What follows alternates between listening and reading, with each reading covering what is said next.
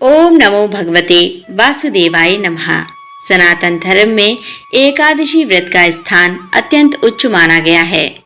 वर्ष भर की 24 एकादशियों में से 4 विशेष एकादशियां आषाढ़ शुक्ल अर्थात देवशयनी, श्रावण शुक्ल अर्थात पुत्रदा, भाद्रपद शुक्ल अर्थात परिवर्तिनी और कार्तिक शुक्ल अर्थात प्रबोधिनी भगवान विष्णु के शयन और जागरण से संबंधित मानी जाती हैं। इनमें से भाद्रपद शुक्ल की परिवर्तन या पार्श्व एकादशी का महत्व अनूठा है। इस दिन भगवान विष्णु योग निद्रा में करवट बदलते हैं और यही करवट संसार के कल्याण, जीवन के परिवर्तन और नूतन ऊर्जा का प्रतीक है। इसीलिए इसे केवल धार्मिक ही नहीं बल्कि आध्यात्मिक और जीवन दर्शन की दृष्टि से भी अत्यंत फलदायी व्रत माना जाता है। शास्त्रों में उल्लेख है कि इस एकादशी का व्रत करने से 100 अश्वमेध यज्ञ और 1000 राजसूय यज्ञ के बराबर फल प्राप्त होता है। ब्रह्म हत्या जैसे महापाप भी इस व्रत से नष्ट हो जाते हैं।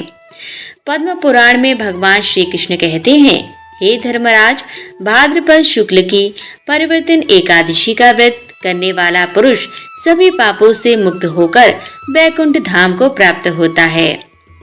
इस दिन भगवान विष्णु ने वामन रूप में बलि को दर्शन दिया था।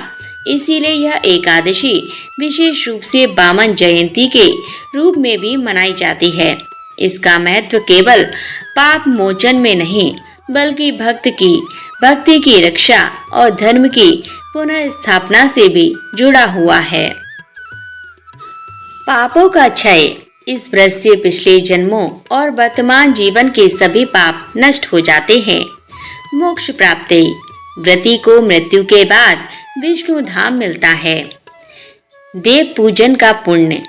इस दिन व्रती विष्णु सहस्त्र नाम का पाठ, तुलसी दल से पूजन और व्रत उपवास करता है, जिससे समस्त देवताओं की पूजा का फल मिलता है। दान विशेष महत्व। इस दिन शय्यादान, छत्रदान, गौदान, वस्त्रदान और अन्नदान करने से अनंत गुना फल प्राप्त होता है। सुख शांति। घर परिवार में शांति और प्रेम बना रहता है। धन धान्य की वृद्धि। लक्ष्मी कृपा से कभी दरिद्रता नहीं आती। संतान की उन्नति। संतान धर्मनिष्ठ और दीर्घायु होती है। पति पत्नी के संबंधों में मधुरता आती है। इस व्रत से समाज में दान की परंपरा और धर्म के प्रति आस्था बढ़ती है। लोग मिलकर सामूहिक कीर्तन, हरि नाम संकीर्तन और पूजा करते हैं, जिससे समाज में भाईचारा और सद्भाव बढ़ता है। परिवर्तिनी एकादशी का सबसे बड़ा महत्व आध्यात्मिक उन्नति है।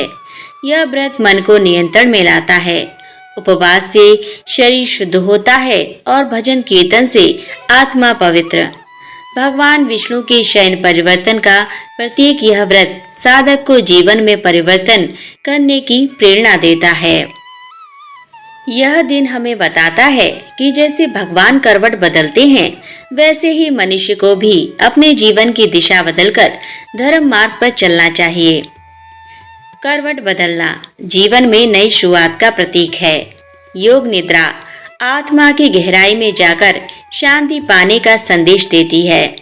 दान और त्याग बताता है कि सच्ची समृद्धि दूसरों के साथ बांटने में है। भक्ति की रक्षा। बलि की तरह सच्ची भक्ति भगवान को बांध सकती है। आज के तनावपूर्ण जीवन में यह व्रत आध्यात्मिक शांति देता है। उपवास से शरीर का डिटॉक्स होता है। दिन भर पूजा पाठ से मानसिक शांति मिलती है। संकल्प और अनुशासन से आत्मबल बढ़ता है। परिवार संग पूजा करने से संबंध प्रगाढ़ होते हैं। भविष्य पुराण में कहा गया है, जो मनुष्य भाद्रपद शुक्ल की परिवर्तिनी एकादशी को उपवास करके भगवान विष्णु की पूजा करता है, वह समस्त पापों से मुक्त होकर विष्णु लोक में जाता है। महर्षि व्यास ने भी कहा, यह व्रत विशेष रूप से कलयुग में आवश्यक है, क्योंकि केवल इस व्रत के प्रभाव से मनुष्य जन्म जन्मांतर के पापों से मुक्त हो सकता है। परिवर्तनी एकादशी केवल उपवास भर नहीं, बल्कि जीवन को बदलने वाला पर्व है। यह हमें सिखाता है कि परिवर्तन अनिवार्य है और वह सदैव शुभ के लिए होना चाहिए। भक्ति और दान से ही जीवन में वास्तविक सुख और समृद्धि आती है। विष्णु का स्मरण करके मनुष्य सांसारिक बंधनों से मुक्त होकर परम आनंद को प्राप्त कर सकता है। इसीलिए यह एकादशी न केवल धर्म ग्रंथों में श्रेष्ठ कही गई है, बल्कि साधकों और गृहस्थों के लिए भी समान रूप से फलदायी मानी गई है। प्रिय भक्तगणों, आप श्रवण करते हैं परिवर्तनी एकादशी की सर्व पापहारी कथा। तो कथा इस प्रकार है। महाभारत काल में एक बार धर्मराज युधिष्ठिर ने भगवान श्री कृष्ण से विनम्र भाव से प्रश्न किया, हे जनार्दन, भाद्रपद शुक्ल पक्ष की एकादशी का क्या नाम है? उसकी महिमा क्या है? कृपया उस व्रत विधान और कथा मुझे सुनाइए।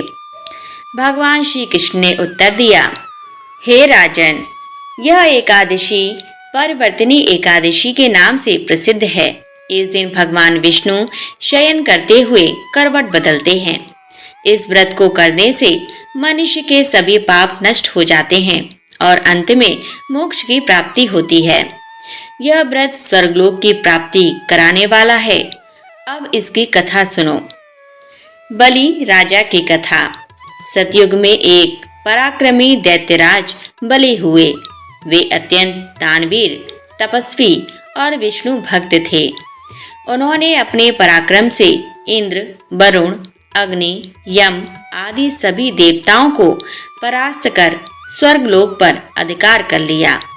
देवता भयभीत होकर भगवान विष्णु के शरण गए और निवेदन, प्रभु, असुरराज बलि ने हमें स्वर्ग से वंचित कर दिया है, आप हमारी रक्षा करें। भगवान ने देवताओं को आश्वासन दिया और वामन अवतार धारण किया। एक बौने ब्राह्मण के रूप में वे राजा बलि के यज्ञ स्थल पर पहुंचे। वामन का तेज ऐसा था कि देखकर सभी ऋषि मुनि और असुरजन आश्चर्यचकित रह गए। राजा बलि ने आदर पूर्वक वामन को यज्ञ में आमंत्रित किया और कहा, हे ब्राह्मण देव, आप जो भी चाहें मैं दान देने के लिए तत्पर हूँ। तब वामन ने कहा, महाराज, मुझे भूमि के केवल 3 पग चाहिए। बलि मुस्कुराए और बोले, हे ब्राह्मण कुमार, आप बालक हैं, बड़ी बात कहिए। मैं सोना, हाथी, रथ, रत्न, राज्य जो चाहे दूंगा। मात्र 3 पग भूमि से आपका क्या होगा? परंतु वामन ने दृढ़ता से कहा, मुझे केवल 3 पग भूमि चाहिए। बलि ने संकल्प कर दिया। तभी वामन ने अपना विराट स्वरूप धारण किया। पहले पग में उन्होंने संपूर्ण पृथ्वी नाप ली, दूसरे पग में संपूर्ण आकाश। अब तीसरे पग के लिए स्थान ना बचा। राजा बलि ने विनम्र होकर कहा, हे भगवान, तीसरा पग मेरे सिर पर रख दीजिए। भगवान ने प्रसन्न होकर ऐसा ही किया और बलि को पाताल लोक का अधिपति बना दिया। बलि का भक्ति भाव और विष्णु का वचन। भगवान विष्णु बलि के दानशीलता और भक्ति से प्रसन्न हुए। बलि ने हाथ जोड़कर प्रार्थना की, प्रभु, आपने मेरे सर्वस्व को ले लिया, फिर भी मैं धन्य हूँ। मेरी केवल एक प्रार्थना है कि आप मेरे साथ पाताल लोक में निवास करें।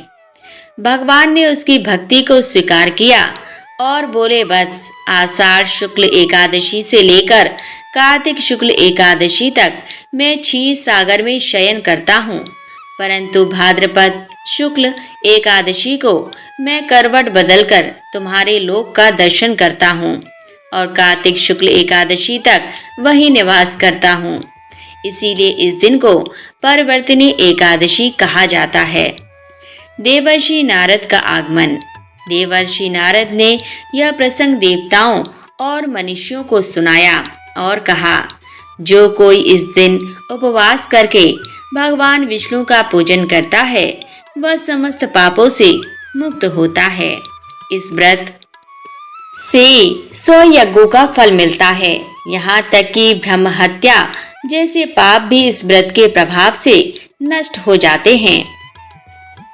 कथा में यह भी उल्लेख आता है कि इस व्रत के प्रभाव से स्वयं लक्ष्मी जी का विशेष आशीर्वाद मिलता है। कहा जाता है कि जो भी इस व्रत को श्रद्धा से करता है उसके घर में कभी धन धान्य की कमी नहीं होती। शास्त्रों में कहा गया है कि परिवर्तन एकादशी का व्रत करने से मनुष्य के 7 जन्मों के पाप नष्ट हो जाते हैं। मृत्यु के बाद उसे विष्णु धाम की प्राप्ति होती है। इस दिन उपवास, दान और जप कीर्तन करने से मनुष्य को 100 अश्वमेघ यज्ञ और 1000 राजसूय यज्ञ के बराबर पुण्य प्राप्त होता है। जो महिलाएं यह व्रत करती हैं उनके परिवार में सुख शांति बनी रहती है, संतान दीर्घायु और धर्मनिष्ठ होती है। इस दिन शैया दान, पंखा दान, छत्र दान, गौ दान, अन्न दान और स्वर्ण दान करने का विशेष महत्व है। यह दान अनंत गुना फल देता है। व्रती को मानसिक शांति, भक्ति और आत्मबल प्राप्त होता है। भगवान विष्णु का ध्यान करने से व्यक्ति की साधनाएं सफल होती हैं। परिवर्तिनी एकादशी का व्रत हर दृष्टि से कल्याणकारी है। यह व्रत संसार के समस्त बंधनों से मुक्ति देकर मोक्ष की ओर ले जाने वाला है। भगवान श्री कृष्ण ने कहा था, हे धर्मराज, जो मनुष्य इस व्रत की कथा को श्रवण करता है वह समस्त पापों से मुक्त होकर विष्णु लोक को प्राप्त होता है। एक कथा के अनुसार ब्रजभूमि में मान्यता है कि भाद्रपद शुक्ल पक्ष एकादशी को जब भगवान विष्णु करवट बदलते हैं तब गोप गोपियां ढोल नगाड़े बजाकर उनका स्वागत करती हैं। कथा आती है कि एक बार गोकुल में दुष्ट असुरों ने उत्पात मचाया। भगवान कृष्ण ने कहा, मेरा यह दिन विशेष है जब मेरे स्वरूप विष्णु करवट बदलते हैं। इस दिन ढोल नगाड़े बजाकर भक्ति करो, असुर भाग जाएंगे और गोकुल सुरक्षित रहेगा। तब से ब्रजवासियों ने इस दिन को ढोल ग्यारस के रूप में मनाना शुरू किया। एक कथा के अनुसार बहुत पहले एक गांव में ढोलकिया दास नामक भक्त रहता था। वह गरीब था परंतु ढोल बजाकर भगवान का कीर्तन करता था। उसके ढोल की ध्वनि इतनी मधुर थी कि गांव भर के लोग भाव विभोर हो जाते। एक बार भाद्रपद शुक्ल की एकादशी आई। गांव के पंडितों ने कहा, आज परिवर्तनी एकादशी है, सभी को उपवास करना चाहिए। ढोलकिया दास ने सोचा, मेरे पास तो कुछ नहीं, ना दान देने को ना यज्ञ करने को, मैं केवल अपने ढोल से ही सेवा कर सकता हूँ। वह दिन भर उपवास कर ढोल बजाता रहा। उसके ढोल की आवाज क्षीर सागर तक पहुँची। भगवान विष्णु करवट बदलते ही बोले, यह कौन भक्त है जिसकी ढोल ध्वनि मेरे हृदय को छू रही है। देवताओं ने बताया, प्रभु यह ढोलकिया दास है, गरीब है परंतु भक्ति में धनी है। भगवान प्रसन्न हुए और वरदान दिया, आज से यह एकादशी ढोल ग्यारस कहलाएगी। इस दिन जो भक्त ढोल नगाड़े बजाकर भक्ति करेगा उसकी सभी मनोकामनाएं पूरी होंगी। तब से यह दिन ढोल ग्यारस के नाम से प्रसिद्ध हो गया। एक अन्य मान्यता के अनुसार देवताओं और असुरों का महान युद्ध इसी दिन समाप्त हुआ था। देवताओं की विजय के समय आकाश में देवगण ढोल नगाड़े बजाकर जय जयकार करने लगे। उसकी स्मृति में आज भी लोग इस दिन ढोल बजाते हैं। भगवान विष्णु को जगाना। इस दिन ढोल बजाकर भक्त मानो विष्णु को करवट बदलने पर जगाते हैं। ढोल बजाना विजय और उत्सव का प्रतीक है। भक्ति का साधन लोक गायन, भजन और कीर्तन ढोल की ध्वनि से ही जीवंत होते हैं। सामूहिक उत्सव, गांवों में इस दिन झूले सजाए जाते हैं, शोभा यात्राएं निकाली जाती हैं। दान और उपवास, ढोल ग्यारस के दिन विशेष रूप से दान करने का विधान है। ढोल की ध्वनि हृदय की उमंग और भक्ति का प्रतीक है। परिवर्तनी एकादशी हमें बताती है कि जैसे भगवान करवट बदलते हैं, वैसे ही हमें भी जीवन में धर्म की ओर करवट बदलनी चाहिए। ढोल ग्यारस उत्सव हमें यह भी सिखाता है कि भक्ति केवल धन या वैभव से नहीं, बल्कि साधारण साधनों जैसे ढोल कीर्तन से भी हो सकती है। इस प्रकार परिवर्तनी एकादशी को ढोल ग्यारस कहे जाने का कारण पौराणिक और लोक कथाओं दोनों में मिलता है। पौराणिक दृष्टि से यह वामन अवतार और देवताओं की विजय से जुड़ा है। लोक परंपरा में यह ढोलकिया दास की भक्ति और ब्रज की गोप गोपियों की आराधना से जुड़ा है। आज भी भारत के कई हिस्सों में इस दिन मंदिरों और घरों में ढोल नगाड़े बजते हैं, शोभा यात्राएं निकलती हैं और भगवान विष्णु के नाम का गान होता है। यही कारण है कि भाद्रपद शुक्ल की एकादशी को ढोल ग्यारस कहा जाता है। एक कथा के अनुसार एक समय महाभारत युद्ध के उपरांत पांडवों ने श्री कृष्ण से निवेदन किया, हे माधव, हमें बताइए कि भाद्रपद शुक्ल एकादशी का क्या महत्व है और लोग इसे जल झूलनी क्यों कहते हैं। भगवान श्री कृष्ण ने कहा, हे धर्मराज युधिष्ठिर, यह एकादशी अत्यंत पुण्यप्रद है। इस दिन मेरी पूजा विशेष रूप से जल विहार के साथ की जाती है, क्योंकि मैं चातुर्मास में क्षीर सागर में शेषनाग की शैया पर योग निद्रा में रहता हूँ। जब परिवर्तन एकादशी आती है, तब मैं करवट बदलता हूँ और लोक कल्याण हेतु देवताओं और ऋषियों तथा अपने भक्तों के समीप आने लगता हूँ। इसी दिन मेरा जल विहार और झूला उत्सव भी संपन्न होता है। पौराणिक कथा के अनुसार त्रेता युग में अयोध्या के राजा श्री राम जब सीता जी और लक्ष्मण सहित वनवास जा रहे थे, तब मार्ग में अनेक तीर्थों पर गए। एक स्थान पर पहुंचकर श्री राम ने कहा, लक्ष्मण, यह स्थान बहुत पवित्र है। यहाँ पूर्व काल में देव देवेश श्री विष्णु जी ने लक्ष्मी जी के साथ जल विहार किया था। भगवान ने कमल पत्रों से बने झूले में बैठकर जल में क्रीड़ा की थी। तभी से इस तिथि को जल झूलनी एकादशी कहा जाने लगा। उसी समय आकाशवाणी हुई, हे राम, जो मनुष्य इस दिन मेरे विग्रह या प्रतिमा को जल में झुलाता है, वह जन्म जन्मांतर के पापों से मुक्त होकर मोक्ष प्राप्त करता है। जो लोग संतान सुख, सुख समृद्धि या वैभव की इच्छा रखते हैं, उन्हें यह उत्सव अवश्य करना चाहिए। भगवान श्री कृष्ण की नगरी वृंदावन और मथुरा में इस दिन विशेष उत्सव होता है।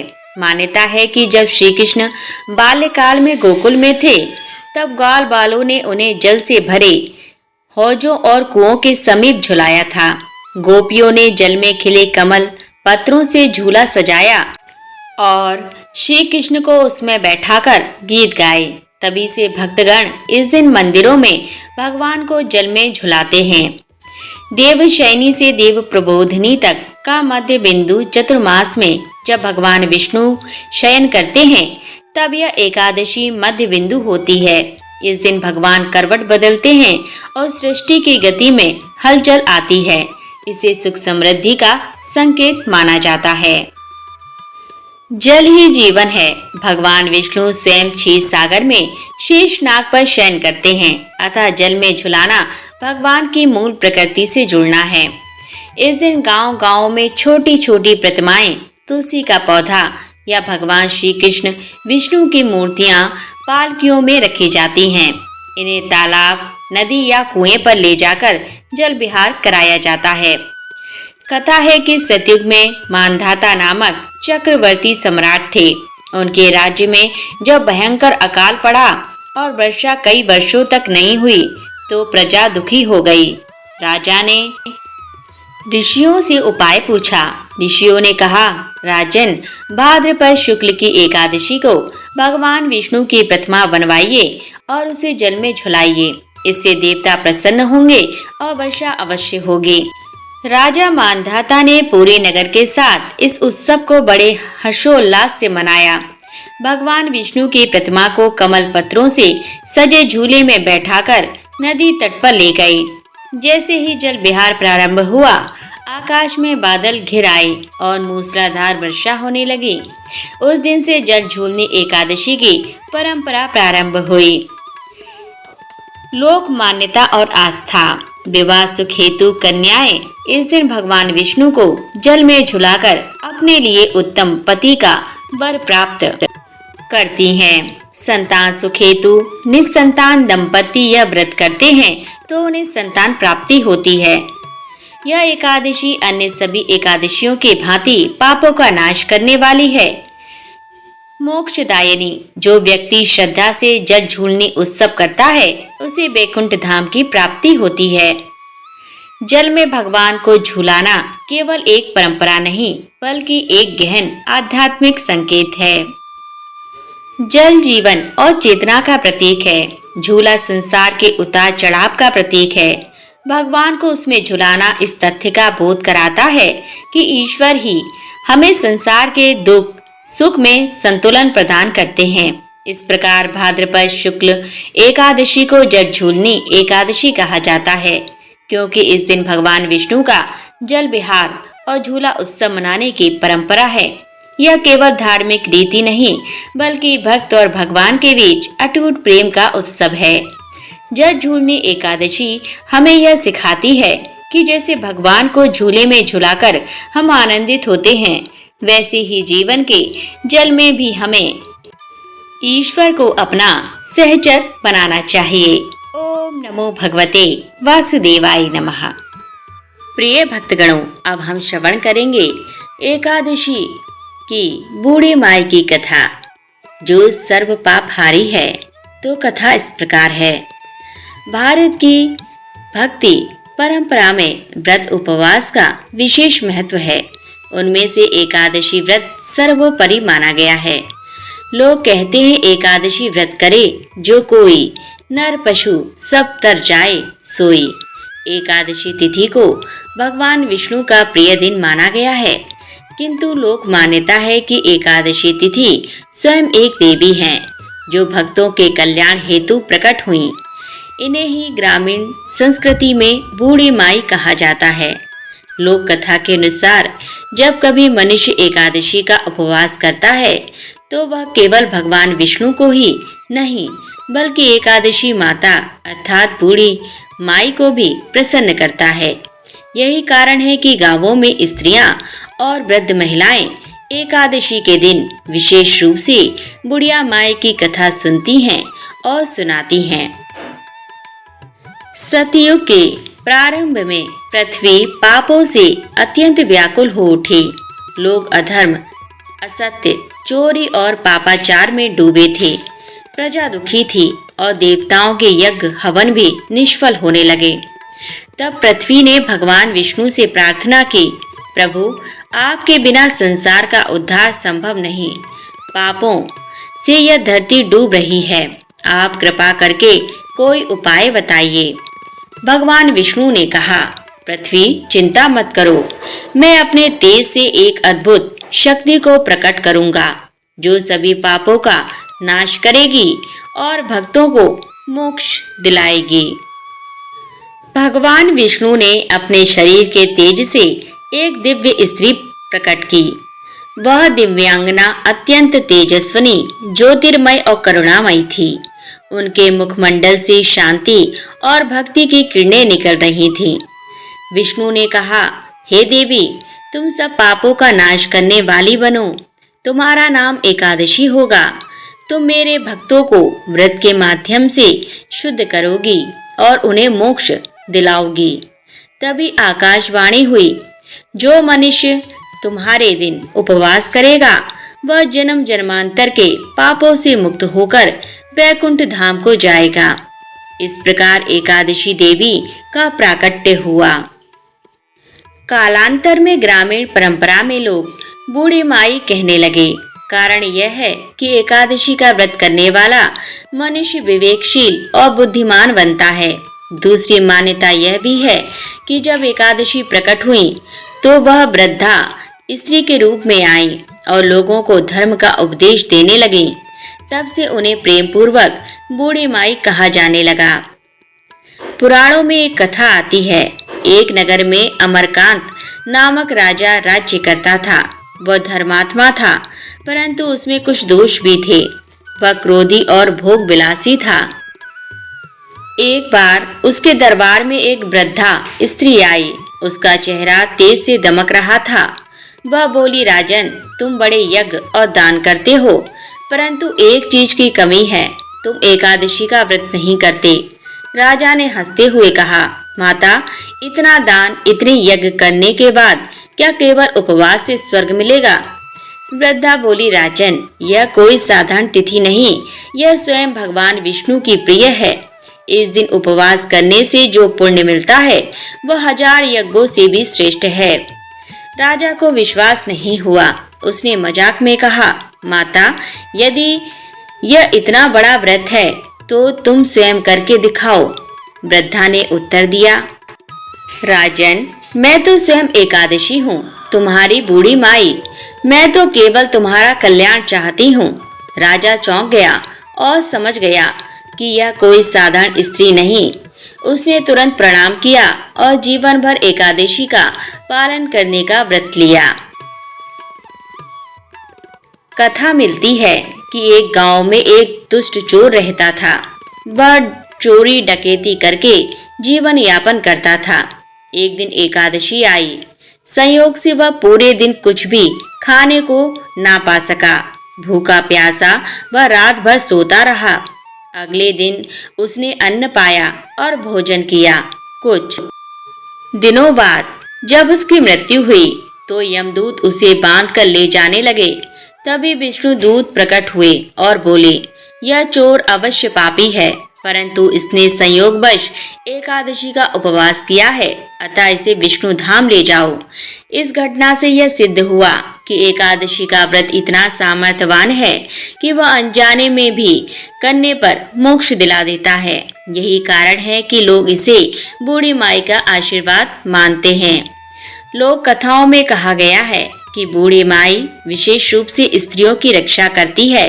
यदि कोई महिला श्रद्धा से एकादशी का व्रत करती है तो उसके पति की दीर्घायु होती है, संतान को लंबी आयु और धर्म मार्ग की प्राप्ति होती है।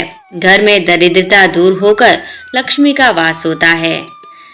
एकादशी व्रत जीवन में धर्म और सदाचार की स्थापना करता है।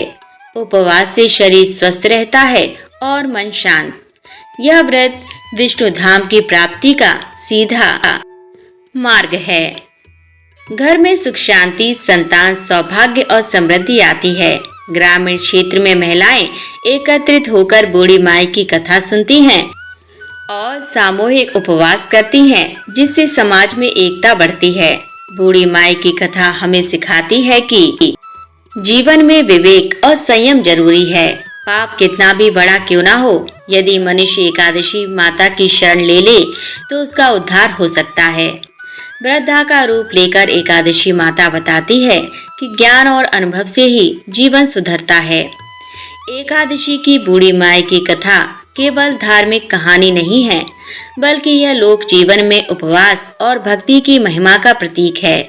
यही कारण है कि आज भी गांवों में महिलाएं और पुरुष बूढ़ी माई की कथा सुनते हैं और सुनाते हैं। जो कोई श्रद्धा और भक्ति से एकादशी का व्रत करता है उस पर स्वयं बूढ़ी माई अर्थात एकादशी माता की कृपा होती है।